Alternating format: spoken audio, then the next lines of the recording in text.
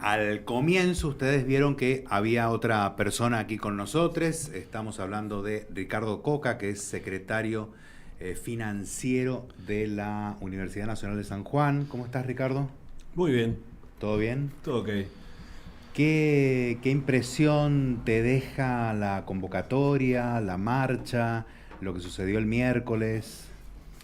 Yo creo que más que festejar el triunfo de una ley, hay que marcar que esa ley es casi tan emblemática como algunas cosas que pasaron en las universidades argentinas, como fue la reforma del 18, como fue la gratuidad del 52, que fue por un decreto del presidente Perón. ¿Y por qué digo esto? Porque es la primera vez que todo el sistema universitario desarrolla una ley, la presenta, logra el apoyo para esa ley y logra inclusive superar un veto presidencial, como ustedes bien decían, a partir de una gran paliza.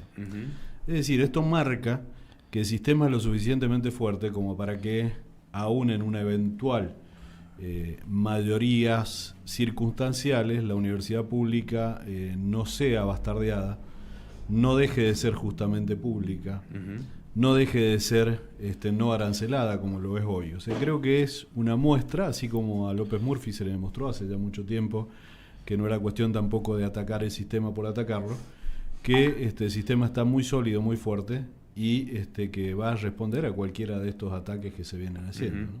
Lo escuché a Milei decir otra vez que las universidades no habían querido ser auditadas. Algunas no se quieren dejar auditar. Volvió a repetir. Volvió a decir eso. El día anterior a la marcha. Nada. Horas antes. Me gustaría que lo desmintieras. Una vez más. Sí, la verdad que un presidente, diga eso, vos decís, bueno, ¿es parte de la mala fe en el discurso o es parte de una ignorancia supina? ¿Se acuerdan del debate con Massa cuando Massa le preguntaba qué era el GEDE? Sí. Y él no sabía que era el GEDE, que es la forma de generar los expedientes electrónicos. Exactamente, que tiene el Estado Nacional. Bueno, él siempre ha mostrado una ignorancia supina y la sigue mostrando, ¿no? Así que yo combino las dos cosas, ignorancia y mala fe. Cuando nosotros recibimos un peso de la nación, tenemos que rendir un peso en comprobantes y a través, lógicamente, de un sistema informático, y todo está informatizado. Entonces, cada transferencia que viene es sujeta a rendición. Hay un sistema que se llama Citra Red, en donde vos cargas toda esa información y después le envías un PDF con cada una de las facturas que has pagado. Y de allá te dicen, la factura 3 no cumple a lo mejor con algún requisito. Corrija eso. Se corrige. Mayormente no tenemos esas correcciones porque ya sabemos cuáles son las condiciones. Si te dieron 100 pesos para ejecutar un proyecto y gastaste 90 porque te sobró, porque fuiste más eficiente en las compras y demás, tenés que devolverle los 10. Es decir, en línea, el presidente, si quisiera, se puede sentar atrás del secretario de política universitaria o del Petovelo, que a lo mejor le gusta más, y detrás de Petovelo decirle, mira, apretá Citrajet y mostrame las rendiciones de la Universidad Nacional de San Juan o de la UBA. Y las va a tener, ¿sí? Entonces, esta historia de decir no se dejan auditar, nuestro órgano auditor es la AGN. La AGN solamente tiene en este momento a su responsable, que es Olmos, que es de la oposición. No se han puesto de acuerdo porque no han propuesto los miembros auditores. Es decir, nosotros estamos esperando que venga una auditoría, no viene porque ellos no la mandan. ¿Sí? La gran discusión que se dio UBA-gobierno fue si la CIGEN era el organismo competente. Claro. Esa fue la gran discusión. Y la Universidad de Buenos Aires le dijo, mire, según Constitución, según Ley de Educación Superior, quien me tiene que auditar es la AGN, porque nosotros somos creados por ley del Congreso, no por un proyecto del Ejecutivo. Y la AGN es... ¿Cómo es la sigla? Auditoría General de la Nación. Sí. Estaba pensando en cómo ha aprendido en gran porción de la población este discurso de no se dejan auditar. Los otros días hablaba con un amigo, vecino, que me decía, los paros que están haciendo es por todo ese asunto de la auditoría, ¿no? Yo dudo que yo creo que el 98% de la población de este país no tiene la más puta idea de qué se trata una auditoría en una dependencia del Estado. Imagínate que yo le diga organismo público a la FIP, no. no te voy a dar información, no me vengan a controlar. Nosotros tenemos a la AFIP permanente, con requerimiento, ¿sí? Mire, hizo este aporte, no hizo esto. El ANSES aportó las contribuciones, no las aportó. Pero además, rentas de la provincia. Además, históricamente ha sido así, no es que lo está haciendo Milei ahora. Somos ¿no? organismo de retención, o sea, esto no es ni un patrimonio personal ni un negocio. O sea, esto es fondos que vienen y que tienen que ser absolutamente rendidos. Y que ¿Qué si quiere no decir que es organismo de retención?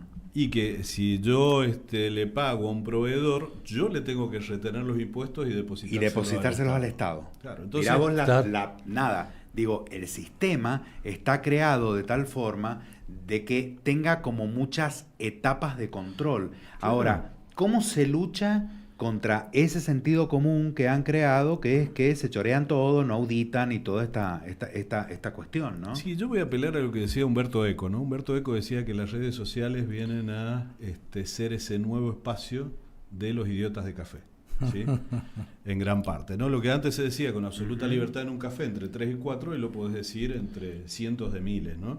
En las redes sociales. Entonces cualquiera puede poner, no se dejan auditar. Y vos le explicás, mire, sí, se audita de tal, cual manera. No te creo. O sea, cada uno muchas veces filtra y cree lo que quiere creer en su posición ideológica, ¿no? Así que es muy difícil explicarlo. Uno lo hace. Yo recién les comentaba, me meto por ahí en Instagram y les digo, bueno, vengan al 5º piso, les abro el sistema, les muestro todo lo que rendimos diariamente y todos los requerimientos que tenemos. Entonces, esta idea de que instala el presidente, cuando un presidente lo dice, bueno, muchos dirán, che, el presidente, él debe saber. Y a mí me parece que hay muy mala fe de esto, ¿no? Muy de crear el enemigo y de, ¿vieron? Ahí están los curros, ¿sí? Como lo hizo Adorni, ¿no? Yo me acuerdo patente con mostrando que Españolo, quien denunció la coima, la red de coimas en la agencia que se dedica específicamente a los discapacitados, ¿no? Exactamente. Se me fue lo que iba a decir. Iba a decir específicamente algo sobre... se me fue las auditorías que se hicieron por las discapacidades, además la del perro. Exactamente, sí. Eso. La patita del perro. Exactamente. Es que Español le dice, mirá, presentaron este caso, pero nunca salió, nunca se lo aprobaron, sí, ¿no? Cómo utilizar, digamos, cómo esto que han hecho muy bien, ¿no? Desde la estigmatizar, golpear, romper, desgastar.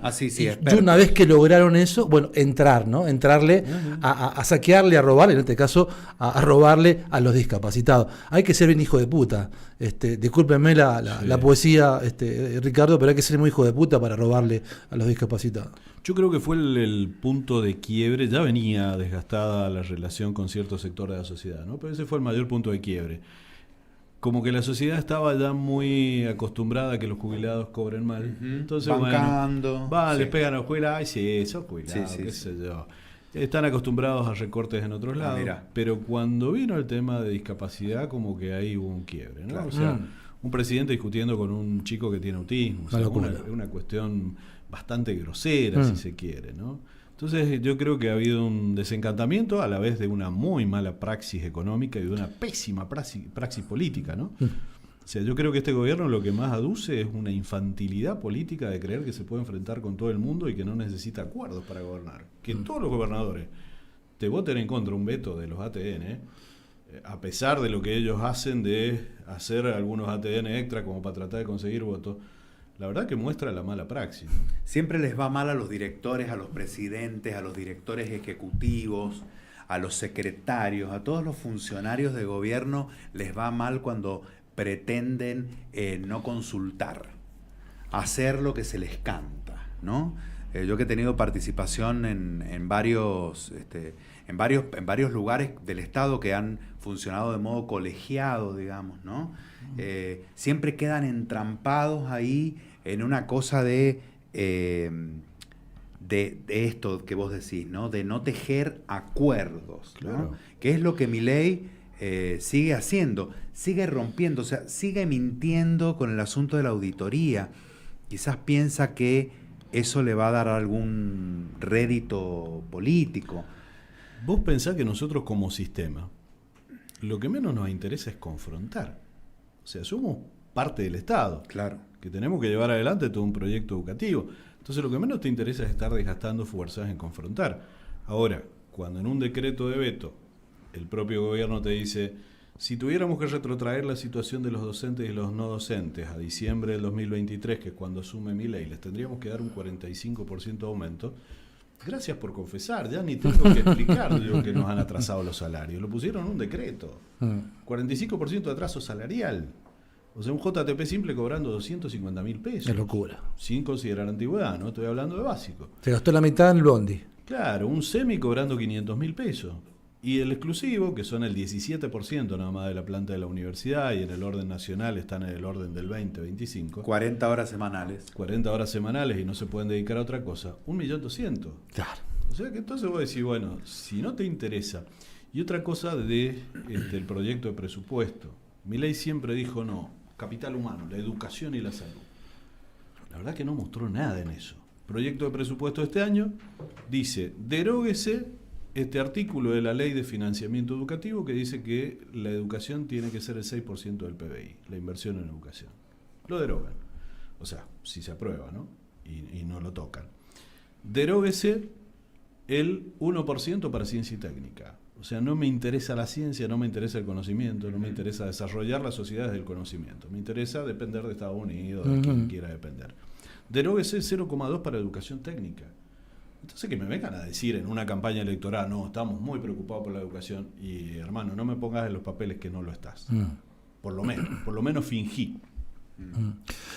¿Y cómo están los números en la Universidad Nacional de San Juan?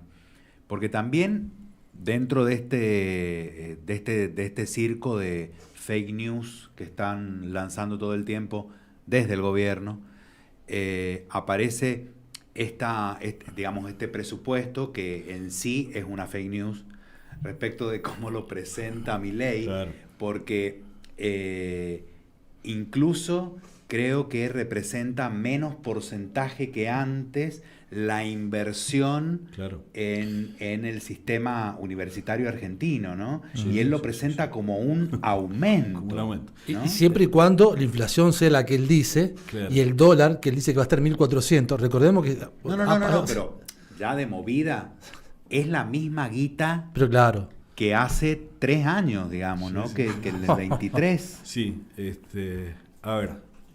Presupuesto 24 no hubo, presupuesto 25 no hubo, entonces tuvimos el 2023 reconducido. Claro. Que bueno, el 23 con algunos aumentos que eran los incrementos salariales y algo para gasto de funcionamiento que se peleó mucho el año pasado para llegar a un 2.70.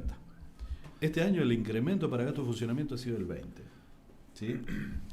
Para el año que viene, presupuesto 2026, ¿qué es lo que están considerando? 4,8 billones contra 7,3 que pidió el CIN.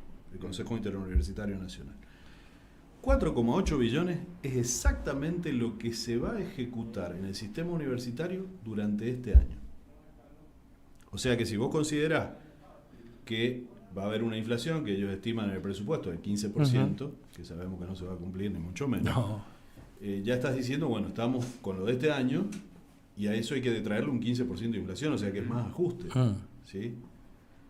Y otra cosa, el presupuesto 2026 dice, bueno, dólar a diciembre del 2026 a 1.430. Está superando los 1.500, es posible que llegue a los 2.000 y es posible que llegue el año que viene a los 5.000 o a los 6.000. Claro, pero si vos me estás diciendo que ese es tu supuesto para construir un presupuesto, yo creo que lo que estaba buscando nuevamente es que no se lo prueben. Exactamente. Es decir, bueno, sigo manejando. A discreción. Uso discrecional. Sigo del manejando dinero como se me dé la gana. Yo creo que ahí la oposición a veces cae en este serio problema de no poder superar esto y darle la herramienta de que ellos se manejan como quieran. Algo chiquitito con respecto a una postilla con respecto a la oposición. Una oposición que le facilitó absolutamente el saqueo que hemos vivido este año y medio. Aprobándole esa ley bases, aprobándole absolutamente todo, inclusive los diputados y senadores que votamos muchos de nosotros y de los cuales no nos sentimos representados. Dándole superpoderes para garantizar ¿cómo puede ser lo que dicen la gobernabilidad, señor? Entonces, entienda. Claro, esa misma oposición o esos mismos dirigencia política que le vota absolutamente todo se da vuelta como una media ¿no? Quizás tomando el termómetro de lo que aparentemente la sociedad se empieza a dar cuenta, digamos, ¿no? Vos recién lo decías, esta improvisación. Creo que lo que hay que darse cuenta, al momento de votar, vos tenés que votar a un dirigente político que se formó, que tiene territorio. Digo, no alcanza, lo digo porque mucha gente lo votó, vamos a votar algo nuevo. Uno que ya tiene sus años dijo, esto ya lo vimos en el 90, esto no es nuevo, digamos, ¿no? Entonces por ahí, bueno, algunos argentinos pecaron de ingenuos, creo que se están dando cuenta porque la realidad hace hoy, recién hablamos fuera del micrófono también, que las familias, el 90% de las familias en la Argentina esté viviendo el día a día, consiguiendo 20, 30 lucas por día para el Morphy, y vemos qué pasa mañana. Claro. Sí, la distribución del ingreso se ha ido empeorando significativamente. La UCA hoy sacó una nota muy interesante diciendo, bueno, Milei, el gobierno, no dice Milei específicamente, pero usa números que maquillan el tema de la pobreza. No es eso el índice de pobreza con el que ellos cuentan. La Una UCA heterodoxa forma de lectura de los números. Claro, ¿no? La UCA viene haciendo hace muchos años mediciones de la pobreza. Y la verdad que uno lo que ve es una timba financiera con una economía que no despega ni va a despegar bajo estas condiciones, ni mucho menos, y una traslación de ingresos de sectores que más tienen a los que menos tienen.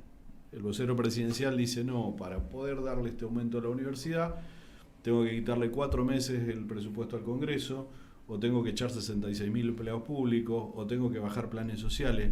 No, también podés incrementar ingresos. Y vos mostraste que bajaste bienes personales, bajaste retenciones, bajaste otros impuestos, es decir, favoreciste a los que más tenían, y entonces lógicamente no te va a alcanzar para esto. Pero bueno, es tu elección. O sea, es una traslación de ingresos de sectores de más recursos a sectores de menos recursos. Traslación de ingresos de menos recursos a los demás. Se entendió perfecto, pues lo que está pasando. Bueno, recién hay acá antes de despedirlo a Ricardo, me gustaría que escucháramos a Alejandro Álvarez, que recién lo hablábamos, que es el secretario de Políticas Universitarias, justamente tirando al piso esta hipótesis de que las universidades no se querían auditar y que había mucho curro, mucho choreo. No sé si lo tenés ahí, David, quiero que lo escuches, Ricardo, no sé si lo escuchaste. A ver. ¿Y cuáles son los curros que han detectado? Ah, qué terrible, por eso no, si yo detecto un curro lo denuncio. ¿Pero has detectado? No, denuncia no. Hasta el curro no. Bueno, curro no, parece que no ha detectado hasta el momento. Es como la obra pública de Cristina, que no habían detectado ningún curro, pero igual le metieron un juicio. Sí, está en cana. Yo creo que, a ver, por más que sea un personaje muy controversial con esta política que tiene hacia las universidades, es la primera vez que tenemos un subsecretario de política universitaria que no entra a las universidades, ¿sí? Que no puede ir. Milei no viaja por el país, viaja por las provincias. No puede ir a las universidades por esta postura que han asumido, pero tiene cierto grado de inteligencia, entonces él mismo se da cuenta de decir, si yo digo acá, sí, hay curros, incurro en el deber de incumplimiento del deber de funcionario público, que es denunciar si conoce algo. Entonces él inmediatamente, fíjense que titubea un poco y dice, no, curro no hay, porque si no yo lo tendría que denunciar. Claro. Entonces contrarresta y tira abajo todo este discurso de las auditorías, de los curros, del carrito panchero de las universidades, ¿no? Porque parece que la universidad es un carrito panchero. No le han metido un juicio a un rector de ninguna universidad del país porque no han encontrado nada. Claro, si no ya lo hubieran hecho. Si tuvieran elementos, ¿te imaginas que no hubieran tomado un caso si testigo para decir? Si agarran la colita de un perro para hacerse el carnaval. El tema del daño que han hecho, el financiamiento que ha habido en este tiempo, Ricardo, que es irrecuperable. Y te pregunto también, como alguien que tiene contacto con los números y también con la política, pues sos un hombre de la política. Digo, bueno, supongamos que, ¿cómo sigue esto ahora? ¿Se viene una pregunta sobre el futuro? No, yo creo que sin ser justamente un iluminado ni un intelectual, uno se puede dar cuenta que está pasando esto. Digo, se está hablando ahora de otro préstamo más que va a pedir el gobierno de Milei. El especialista con sin dinero pide un préstamo más al Estado. Bueno, necesita más dinero. está en la etapa del con. Bueno, a Él Estados está en la Unidos. etapa del con ahora. A Estados Unidos hoy se gastaron 678 millones para intentar tapar que siga subiendo dólares. Supongamos que consiguen esa guita, supongamos que, Ricardo, llegan hasta el 26 de octubre, que son las elecciones. Supongamos que pierden o ganan. ¿Qué pasa el 27? Bien. En toda elección en Argentina, y es una conducta que ya viene de muchos años, hay un proceso de dolarización de portafolio. Todo aquel que tiene ahorros, que no son muchos, inmediatamente bajan sus plazos fijos, bajan fondos comunes de inversión, bajan bonos del Estado y se van al dólar. Dice, a ver, algunos por ahí un poco más cautelosos se van inclusive al oro, ¿sí? Pero mayormente va al dólar. O sea que el proceso de dolarización ha empezado demasiado rápido. La elección testigo de Buenos Aires, bueno, fue una elección que aceleró ese proceso. Hoy por hoy, ¿qué podemos decir del gobierno de Milei? Que la elección de medio término a lo sumo pueden aspirar a que sea una cosa neutra. Hoy el escenario más probable es que sea muy pesimista para ellos.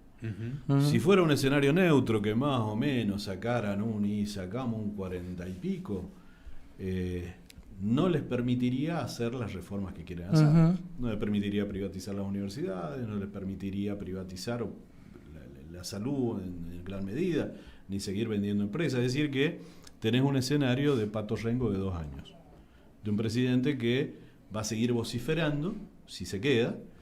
Y 2 años es muchísimo. De acá a octubre es muchísimo, Ricardo. Muchísimo. Va a ser un Pato Rengo con un periodo muy largo, ¿no? Quizá el de algunos otros presidentes fue mucho más corto. Pero bueno, no hay forma de sostener esto. O sea, necesariamente ellos hicieron una devaluación del 120 cuando asumieron ¿Cómo el olvidarlo? 120%. Que se la olvidan, viste que ellos en diciembre no gobernaron. Pero ellos no cuentan Claro, diciembre. No gobernaron y esa devaluación de 120 fue lo mejor que pudieron hacer para parar la inflación. Destruyeron la economía, frizaron la economía. Hoy por hoy ya ni los empresarios le están dando mayormente la derecha. Entonces, indudablemente que va a un proceso post-elecciones de una devaluación que va a ser más o menos fuerte. Cuando uno dice conviene más importar que producir y que exportar, cuando uno dice conviene más comprar bienes del exterior que comprar los propios de acá, cuando el turismo emisivo es mucho mayor que el turismo receptivo, bueno, eso te está indicando que el dólar está atrasado, lamentablemente. Y por la mala praxis económica de este gobierno. Este gobierno adolece 2 cosas: mala praxis económica y mala praxis política, que van de la mano. Si vos no tenés una praxis política que te permita construir acuerdos de gobernabilidad, y las variables económicas también se te van a ir de las manos. Y viceversa, ¿no? Esto funciona de ida y vuelta. Los gobernadores, si hubieran tenido algunas respuestas del gobierno nacional, hubieran contribuido. Mire que gobernadores han intentado ayudarlo tanto, pero tanto. Sí, la verdad que han intentado, han tratado de... Pero bueno, eran reuniones en donde Franco a lo mejor acercaba partes y él rompía. Entonces, bueno, esto indudablemente que vamos a ver un octubre muy complicado, muy complicado. ¿Lo despedimos? Sí, gracias Ricardo gracias por el venir, tiempo, un viernes a la noche. Sí. ¿Qué haces los viernes en la noche por lo general? ¿Apagás la cabeza? ¿Puedes? Generalmente voy al Está pensando en auditorio. los números del Sí. que tiene que... Voy al auditorio a ver la Orquesta Sinfónica de la Lindo Universidad, plan. que es algo que hay que decirle a la comunidad, eso es gratuito. Es lindo plan, hermoso. Poder ir al hermoso. auditorio y escuchar a una orquesta sinfónica como la que tenemos. Y si no, bueno, si juega River, veo River. Y Muy bien. clavo algunos puñales. ¿Viste? Sí. Estamos complicados. No nos metamos ahí, Ricardo. ¿Futbolero? Sí, soy ultra futbolero. No nos metamos entonces con River y con lo que ha pasado hace poco. Bueno, lo último que quería decir para quienes están del otro lado, para nuestra audiencia, es que se viene una nueva sesión en el Senado por lo mismo, por el veto del veto de Don Beto, digamos. Sí. O sea, y creo que se prepara desde la Federación Universitaria y desde todas las universidades del país. Los otros días quería contarlas así en el logotipo, ¿viste? Son muchísimas, imposible contarlas. ¿Cuántas son? 100 y pico, ¿no? 100 y pico. ¿Sabés cuando vimos el video del comienzo qué me trajo a la cabeza? Me flagelo, así como me flagelo con River, me flagelo también a veces leyendo comentarios en redes sociales, ¿no? Y es muy común esto que digan, ¿qué hacían esas personas de las organizaciones sociales ahí? ¿Qué hacía esa mujer que nunca fue a la universidad? Esa mujer está defendiendo la posibilidad de que su hijo, o su nieto, su sobrino, o su nieto, quien sea, llegue a la universidad. Pero vos lo escuchás y decís con qué impunidad se habla, ¿viste? No, no habían alumnos, había por poco no te dicen, y perdón, porque no es una expresión que yo quiera tomar, pero pueden decir unos negros que estaban ahí. lo dicen. No decís, loco, qué nivel de sociedad que tenemos. O sea, si ya no nos calienta nada, no nos calienta. Yo por el la contrario educación. estaba observando lo que pasaba en esa marcha Claro. que ocupaba varias cuadras, veía cómo mucha gente se plegaba. Sí, y se sí, plegaba sí. por ahí con el carrito con sus pibes, sí, claro. digamos, ¿no? Era una marcha Claro. muy pacífica. Yo creo que el pueblo, la gente, comprende que además la está pasando muy mal. Sí. Exactamente. Es como decís vos, está lo político y está lo económico, digamos, Ujú. ¿no? Y bueno, eso deriva en una cosa social que no sabemos en qué va a terminar, pero es evidente que sí, que como dice Mauricio, hay muchos y muchas en este país compatriotas que estamos viviendo al día. Esto es un bajón. Literal. Esto es un bajón. Literal. Sí, sí. Realmente es un bajón. Bueno,